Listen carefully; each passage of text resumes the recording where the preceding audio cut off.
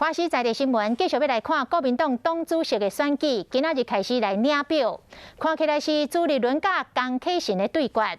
自从朱立伦宣布要来参选了后，本地嘛有意思要来参选的连胜文是来放弃，随后国民党的副秘书长颜宽恒嘛来请辞。外界认为因是挖过朱立伦迄边，现任的主席江启臣嘛有动作，再去甲赵少康、张甲前总统马英九做伙来出现，这两个人的阵营已经开始咧抢票拼战咯。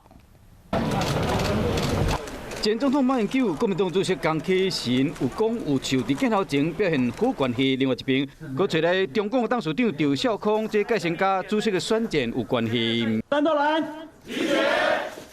朱跟江势均力敌，我觉得像国民党办活动，这个活动是国民党办的，所以我来支持国民党办的活动。好，所以这跟个人无关。好，而且这个活动是早就安排好了。就算无讲白，也过行动，就是上好的证明。朱立伦，加油，加油，加油！对手朱立伦早期战博感情，创造真悬的声量。本来嘛要选的连胜文，伫朱立伦参选了后宣布无要选啊，前立委颜宽恒是副秘书长。外界认为讲江启臣的选情已经陷入苦战。当主席的吗？如今国民党党内重量级的人物一一的出现，要参选的人每一步拢唔敢大意。